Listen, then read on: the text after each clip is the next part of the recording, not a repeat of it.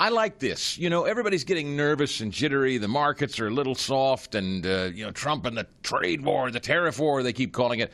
I actually think it's exposing a great deal, quite frankly. And one of them is this petulant bully to our north called Doug Ford. Rob was his brother, his cokehead brother that ended up, didn't he die? Fast Eddie, did Rob Ford die?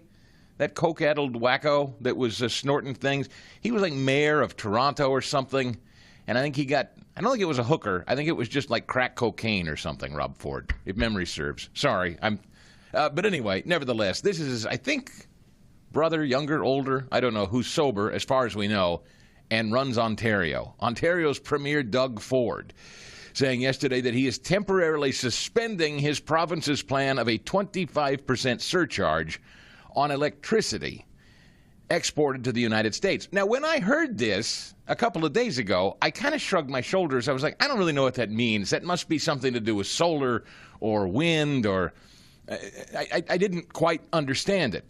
I came to learn later that apparently parts of Michigan, Fast Eddie, did you know this? Parts of Michigan, New York, and Minnesota got their electricity directly from Ontario. Am I the only one that didn't know that ever? No, Chris, I'm with you, man. I saw that, and I'm like, wait, why the hell are we getting energy from Canada? I didn't know that, no.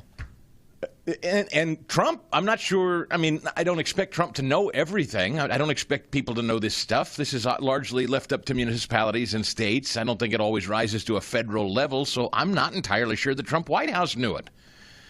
And so Trump says, I'm going to levy these 25% tariffs on steel and aluminum into Canada, or from Canada. And they say, well, if you do that, then we're going to put more tariffs on energy, and we're going to make the American consumer hurt.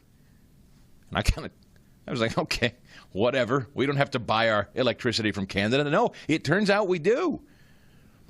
It turns out we do. At least Michigan, New York, and Minnesota, parts of you do. Now, I got to tell you something. If you are in Michigan, Minnesota, or New York, and maybe somebody that listens to this show in that area could call us if we have, I don't know, maybe we have a station in one of the regions that draws their power from Ontario. Can somebody call and educate me on this at 855-STIGAL? I had no clue that there is any state in the union that is drawing its power from a foreign entity. I personally find that acceptable. Like, can I tell you something? That is reason enough for me to immediately vacate the region. I would leave in a minute. I mean, I can't even, I'm trying to think about it. Like, your food, your energy, your water, anything. Name a thing that you need, that you depend on in your home. And then I tell you, from now on, it's going to come from Mexico exclusively. We're not going to have anything to do with producing it or even shipping it to you or getting it to you or selling it to you here in the United States. You got to buy it directly from Mexico. Now, I mean, maybe some of you buy your pharmaceuticals that way. I don't know, but I'm not going to get between you and that. I just mean basic utilities. That's a non-starter for me, Ed. I don't know about you. I would literally say, if you're telling me my utility company in the United States can't service me and I got to buy my electricity from Canada, and now on a whim, that little think about that dictatorial thug Justin Trudeau through COVID. What if he decided to get uppity and power people down? He could have. He was certainly on the way, wasn't he? Chris, that's what's so scary about all this. It's the absolute control that they have when, we're not energy independent, and we didn't have an administration that was.